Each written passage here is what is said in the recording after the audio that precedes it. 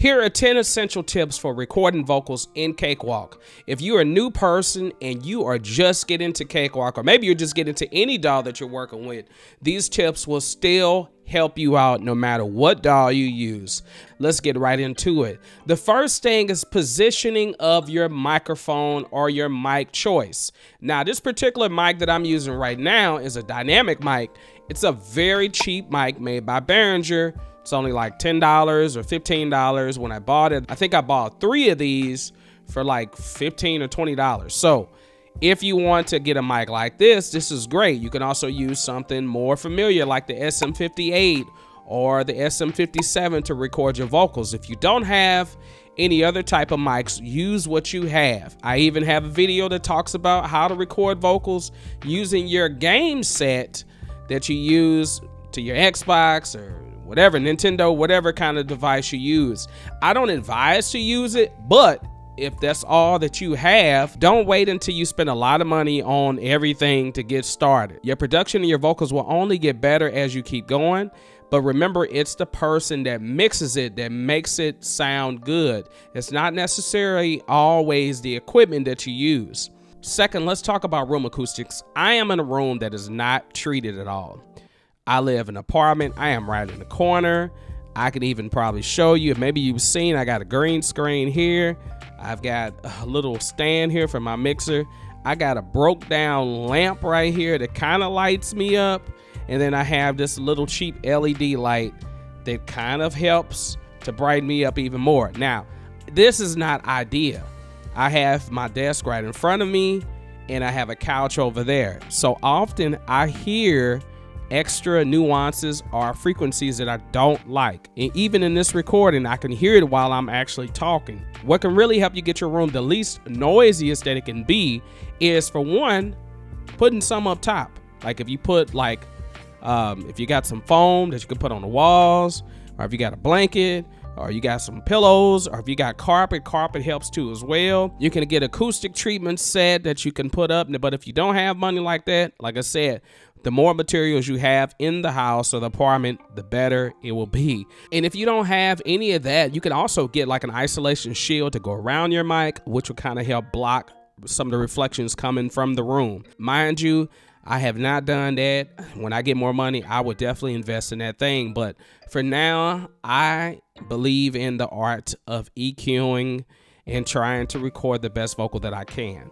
So which brings me to the next thing.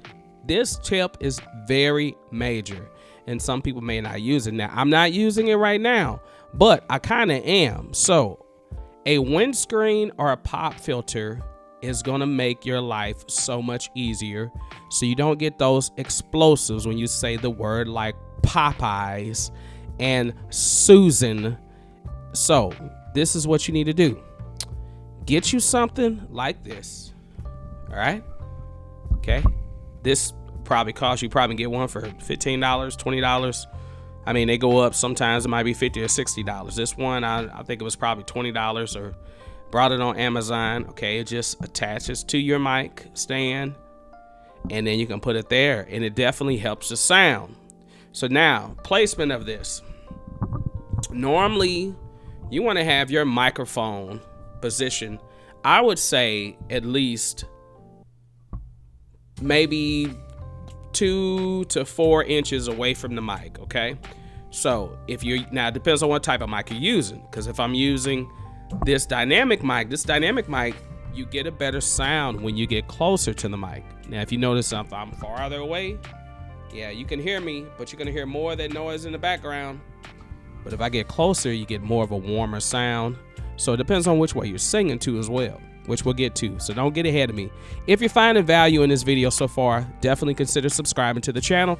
I'm Just a Norm. This is what I do. I'm here to show you how, all right, stay with me, how to get better at recording in Cakewalk. Now, I might talk about other DAWs, but Cakewalk is my main thing that I love to use, and I've been using it for over 20 years. So let's get back to it. You've got this pop filter. Now, you say, man, look, I don't have $20. All right, cool. Let me tell you what you need to use, because I used to do this Matter of fact, I still got one somewhere. I don't know where it is, but I would pull it out if I had it. You can actually use a stocking. And I'm not talking about the stocking that you put your little candy and stuff in for Christmas. Okay, you can use that, I mean, if you want to, but if you want to get some type of knee-high stocking that you can get it from your mama, you can get it from your wife, your somebody, I don't know, or go buy some at the store. You know, nobody got to know what you're using it for. And then what you want to do is cut that thing up and get you a metal hanger and then wrap it around, put a little knot in it, tie it up, and then you will be good to go. And then you can put that thing right here and it'll work just like having one of these, okay? Old school way of doing it before they invented that. Okay, you can also use a windscreen is what I'm using right now. But the windscreen, it does block some of the highs and some of the frequencies of the mic itself. So, but we use this normally when we're singing live, but if I take it out, then you might hear more clarity, but also you're gonna hear more of that, which is why we say use a windscreen, because we don't wanna hear that noise. All right, the next tip is recording at proper levels and setting your gain. So I'm looking at Cakewalk right now. There's an option to switch this to horizontal meters, okay? And the reason why you might want to do that is because maybe you can't really see it real good on the side when it's real tiny like that. So you can actually go up here to where it says options, go to meter options, and then you can go to horizontal meters, or you can do vertical meters. Now, normally I keep it on vertical, but I'm just gonna put it on horizontal so you can really see. So right now, if I'm talking and let's say I'm singing, "Oh, I love you." Okay, see how hot that is?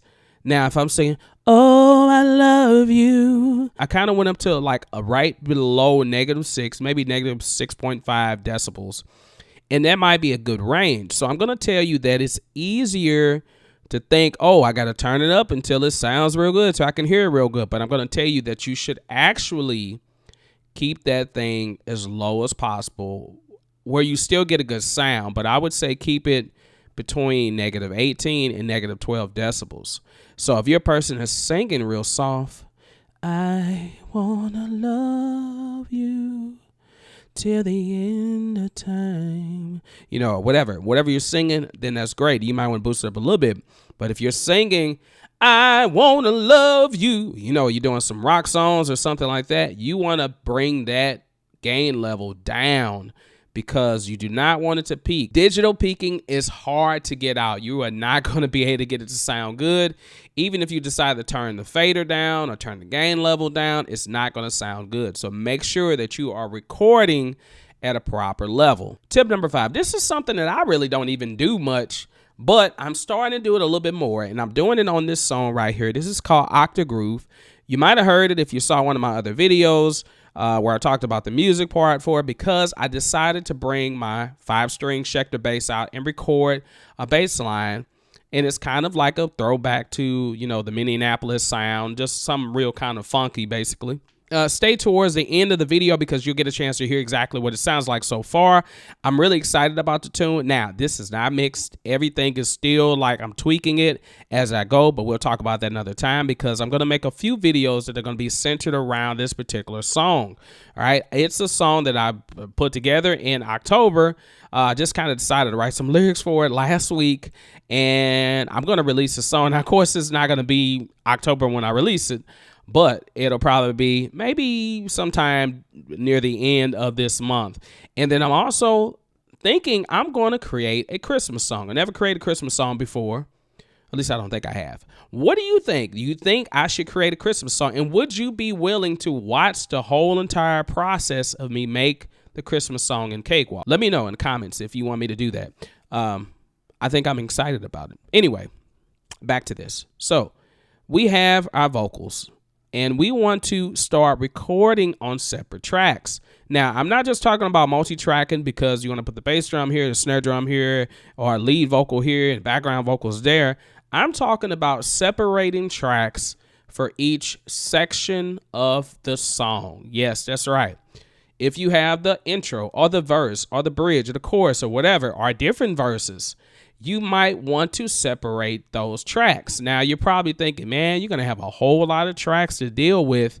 Yeah, you might have 40, 50, 60, 70 tracks when you get done, depending on how much music instruments you put in it.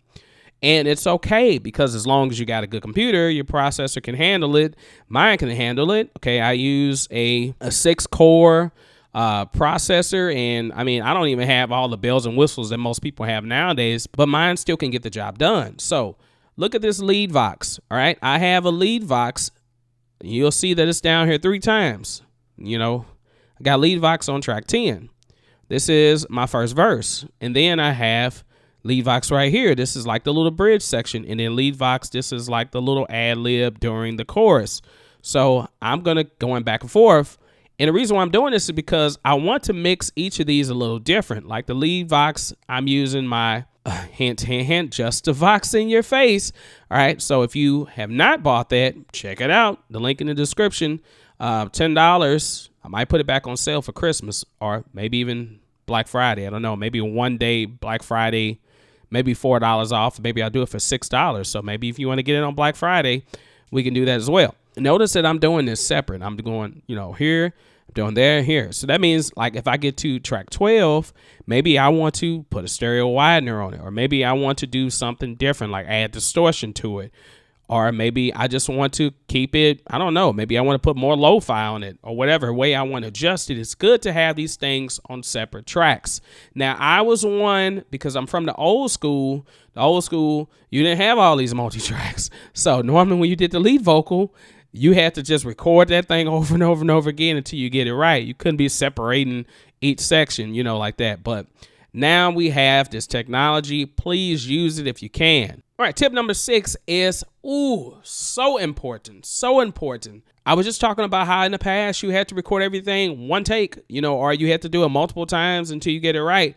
But now what you got to do is use the comping feature. Let me show you how this works. You can see on this first tenor part, when I click on take lanes on, I can turn it on and off. You'll see T2, T1. This is how it separates the different takes. So once I press record, I can just press record, and then I can just record that thing over and over and over again, and it will just keep writing it. And then after that, I can go about choosing different sections of what I recorded that I actually like. Now, if you're not sure how to do the comping, I have a video that'll talk about that. It should be popping up right now, so definitely go ahead and check that out. But don't do it until you finish this video, okay? The 7th tip that I want to talk about is using punch in and punch out. Now, this is very important, because if you have a certain section and you're like, man, I love everything else, I just want to punch in at the bridge and do that one little part of the harmony. So this is a way to speed up your process so you can do it real quick. Now, me personally, I don't know. It seems like like I said, I'm stuck in an old school mentality, is that sometimes I just decide to record the whole entire thing again. Or if I record one section, I can copy and paste, which might be an additional tip. It's okay to, if you record your background parts right the first time and you say, but the second time it sounded horrible, just take the first time. Then you can place it exactly where it's supposed to go in the song. So say I'm at measure 7 and I want to punch in on my lead vox right here, and then I got it set up to record. All I do is just right click, and I'm going to solo this because I don't want y'all to hear everything yet. So I'm going to right click on it, and then I'm going to go to set punch points. Okay. All right. And then, or I can do this, highlight. Let's say I just want to highlight that section, and then I'll right click and say set punch points, just like the same way you do with the loop. All right. And now it's just going to punch in for that particular part. So I can go back here, and you'll notice that I can press record. Yeah. But it's not going to record until I get to that punch point. Yeah, baby. Yeah. You got to punch in, punch out. Don't punch them. Don't punch no one. Oh, yeah. And then you'll see that it cuts off, and then you can press stop, and then I can listen to that. Baby, yeah. You gotta punch in, punch out. Don't punch them.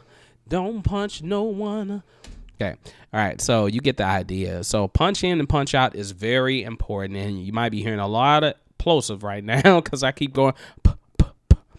very close to the mic. I apologize for that. Okay, the eighth tip is something that kind of goes into mixing. I know you say, hey man, this is about recording, it's not about mixing, but mixing is the most important part of getting your vocals to sound great. So if you're going to do mixing, I suggest doing this first. After you recorded your vocals, let's say I'm looking at this tenor part again, and then I go to the tenor part and I say, you know what, I don't really like the way it sounds. And then I can just listen to this one section. Let's just loop it real quick. And let's do set loop points. Click up at the top. All right. And let's just say I want to hear that.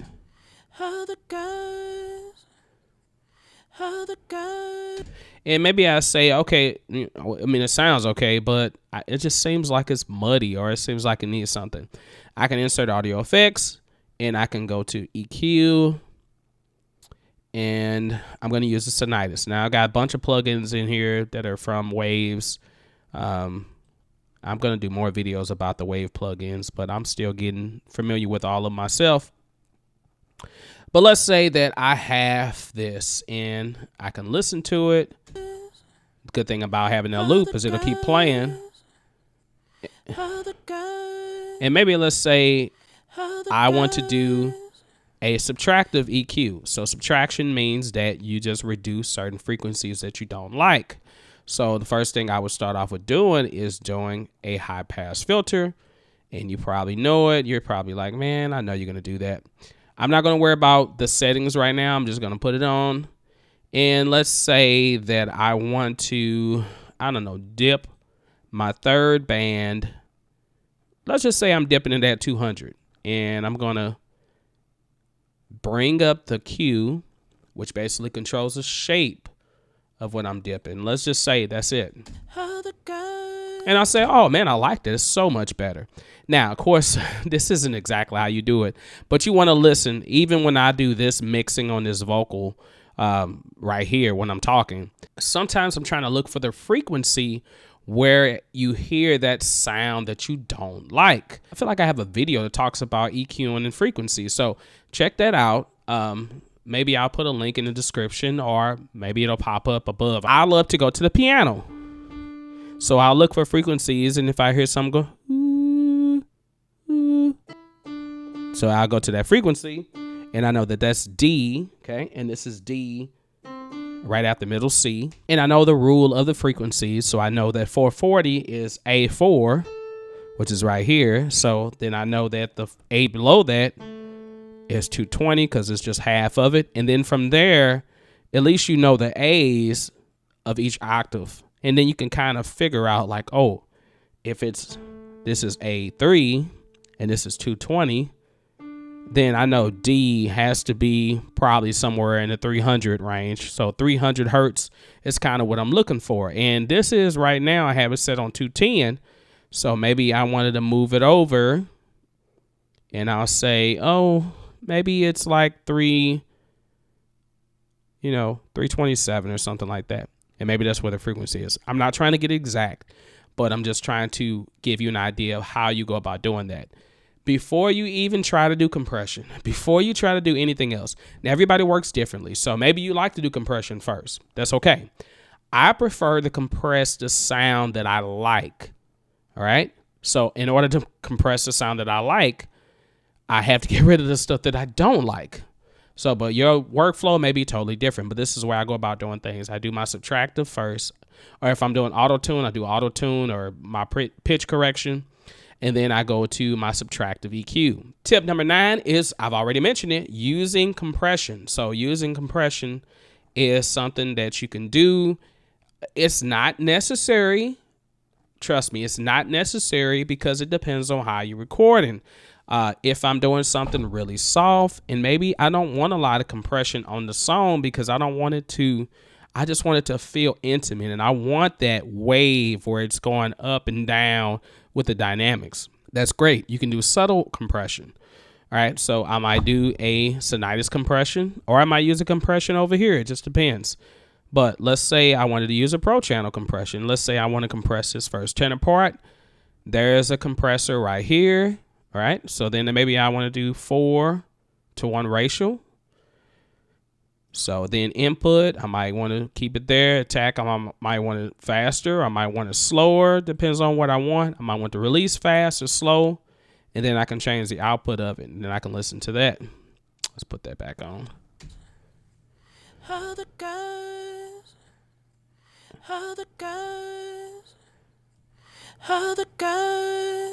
So I put more input so I can tell that it's reducing.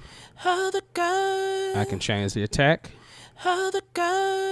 change the release. I can go real extreme with the attack.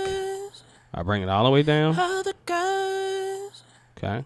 I can go 8:1. With it on, with it out. With it on. Okay, so you start to hear the difference. Of course, it's a lot louder, but okay. Sorry. Oops, I did that by accident. I'm so sorry.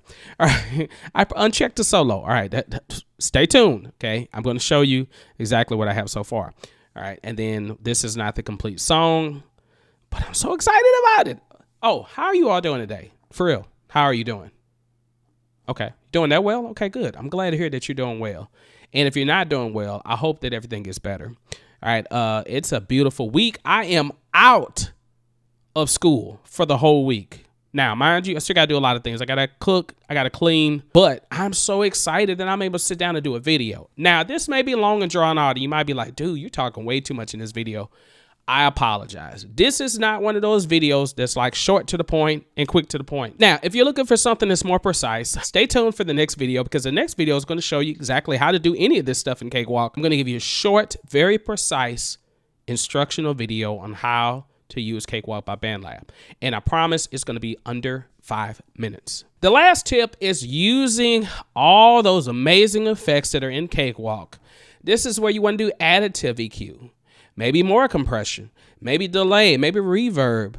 None of these effects are really needed to make it sound good, but it is up to choice. So you might want to do maybe chorus. So like I have a doubler that I was going to put on this one part.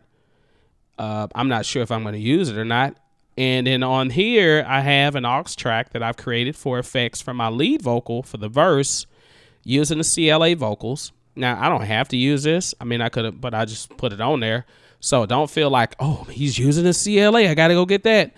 I know people don't want to spend money, especially with the holidays coming. So you are more than welcome to use the effects that are in Cakewalk already. Trust me, I do it all the time. I just chose to use CLA on this. Let me let you hear some of the vocals, some of the lead vocals anyway. And then you can hear how I have track 10 routed to track 11. As a aux track, basically. So this is sending signal to this, but this has the effects, and then I can blend them to taste. So here's the effects by itself. Let's go. I see you over there looking at me. Good, don't you hide. So then when you mix that in with the lead vocal itself, then you'll hear more of the presence of the vocal, not just the effects. I see you over there looking at me. Good, don't you hide. This is without the effects. I see you over there looking at me. Good, don't you hide. Okay, so then you hear it every so subtle, which is cool. So this is a good way of like doing parallel mixing, basically. And parallel mixing just means that you have your signal, your original signal, and then you have your adjusted or your affected signal, and then you kind of blend them, but they're both going parallel to each other. So instead of just putting all the effects on one particular track, I create another track, and then that way I can turn that track down. I can bring it up. I can automate it, bring it up on certain parts and bring it back down. So this is one cool way to go about doing that. So yeah, so you can do this with any of the effects that are in here. So just like, you know, just play around with it. And then once you get your vocals recorded, then you can go to the next step of really mixing them. So there's some other tips to help everything stand out better, make everything sound better. And it's definitely using panning. Panning is another tip. So another bonus tip. So definitely do panning. Panning means, you know, you just want to kind of put different vocals anywhere within a stereo field. So maybe you want to spread them out more, or maybe you want to put them all on the left side, all on the right side, left and right, or you want to kind of place them, you know, all around in the spectrum. So you can do anything you want and just make it sound good, you all. So once again, if you have found value in this tutorial, definitely click the subscribe. Give it a like. It definitely helps it go to more people. If you have any questions about what you saw, what you heard, then let me know. And as I promised, here is the song so far. This is called Octagroove. All right. So let's listen to it. Let's go. I see you over there looking at me. Girl, don't you hide. The truth you always driving me crazy. I ain't gonna lie. Not trying to spin the game, but just the truth. You're gorgeous, girl. And if you let me buy you a drink now, change the world. I'm not like the other guys. Not like the other guys. Uh-oh. Sorry, I forgot I had that loop there. Sorry. Change the world. I'm not like the other guys. Not trying to bed or wear tonight. Just wanna get to know you better. I mean, I feel like we vibing. What you scared of, girl? Let's just feel. Feel this octagroove. Just really wanna dance with you. While you feel this octagroove. Your hand, my hand, let's dance. Okay.